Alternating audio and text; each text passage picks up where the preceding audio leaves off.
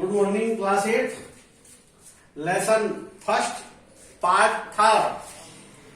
और इसमें अपन ने पढ़ा था कि दो व्यक्ति थे, एक था जिम मैकफरसन जो एक इंग्लैंड का था, एक जर्मनी का था। दोनों सैनिक थे, युद्ध चल रहा था, ये प्रथम विश्व युद्ध की बात है। और जब इंग्लैंड का जो सैनिक था, जो इस लेसन का राइटर है, उसने एक टेबल खरीदी। टेबल की दराज में उसको एक लिफाफा मिला और उस लिफाफे में एक पत्र था और उस पत्र में ये सारी घटनाएं लिखी हुई थी कि किस प्रकार उन्होंने दुश्मन होते हुए भी क्रिसमस की शाम को फुटबॉल मैच खेला, है ना।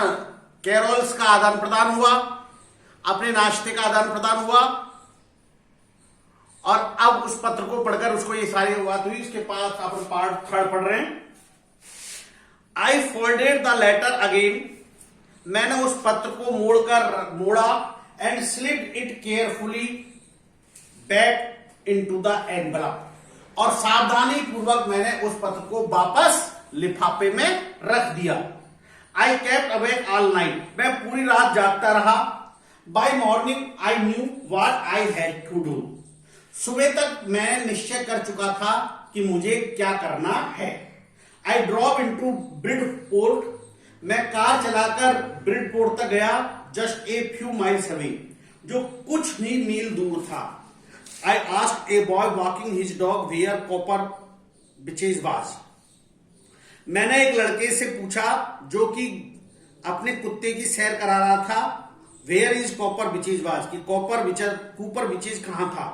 House number 12 turn out to be a nothing but a burn out chef, मकान नंबर 12 जो एक जले हुए आवरण के अलावा कुछ नहीं था।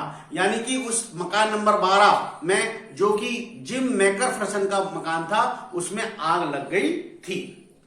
द रूफ ग्रैपिंग, छत ढकी हुई थी। द विंडोज बोर्ड अप, खिड़कियां ढकी हुई थी। I knocked at the house next door, मैंने उस जले हुए मकान की बगल वाले मकान के दरवाजे को खटखटाया। And asked if anyone knew the whereabouts of a Mrs McPherson, और मैंने उस मकान के व्यक्ति से पूछा कि क्या श्रीमती मैकफरसन का कोई अता पता ठिकाना है। ओ यस, अरे हाँ, said the old man in the slippers, उस वृद्ध व्यक्ति ने कहा, हां, जो चप्पल पहने हुए था। ही न्यू हर वेल, वह उसे अच्छी तरह जानता था। ए लवली ओल्ड लेडी, एक प्यारी वृद्ध महिला। ही टोल्ड मी, उसने मुझे बताया। ए बिट मिडल्ड हेडेड, जो थोड़ी सनकी दिमाग थी। But at her age she was entitled to be, लेकिन इस उम्र की महिलाएं अक्सर सनकी हो ही जाती है। वायलेंट शी, क्या वो नहीं होती।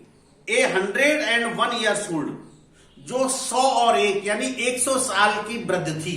तो बूढ़े व्यक्ति वास्तव में थोड़े बहुत सनकी हो जाते हैं। She had been in the house when it caught fire, जब घर में आग लगी थी तो वो घर के अंदर ही थी। No one really knew how the fire had started, कोई इस बात को नहीं जानता था कि घर में आग कैसे लगी। But it could well have been candles, लेकिन शायद मोमबत्तियों के कारण ही आग लगी होगी। She used candles rather than electricity, वो बिजली की बजाय मोमबत्ती को उपयोग करती थी। वो कौन? Shrimati McPherson. Because she always thought electricity was too expensive, क्योंकि श्रीमती मैकफरसन इस बात को जानती थी कि बिजली महंगी होती है। The fireman had got her out just in time, अग्निशामक कर्मचारियों ने समय रहते उसको बाहर निकाल लिया। She was in nursing home now, अब उसकी देखभाल एक नर्सिंग होम में हो रही है। ही टोल्ड मी, उस वृद्ध व्यक्ति ने मुझे बताया। Burlington house on the Dorchester road on the other side of road, Burlington house on the Dorchester road, Dorchester सड़क पर, जो कि शहर के उस तरफ था। तो जो ये जिसको ये एनवेलप मिला था दराज में से, लिफाफा में से, दराज जो उसने टेबल खरीदी, टेबल की दराज, उस व्यक्ति ने पत्र को पढ़ा और उस पत्र में सब कुछ लिखा हुआ था, एड्रेस वगैरह। तो उस पत्र को लेकर इस श्रीमती मैकफरसन को देने के लिए वो जा रहा है। तो ये मैंने मीनिंग लिखे हैं। फोल्डेड यानी तहती, मोड़ कर रखना, जैसे अपन चादर या किसी पत्र को, कागज को मोड़ कर रखते हैं ना।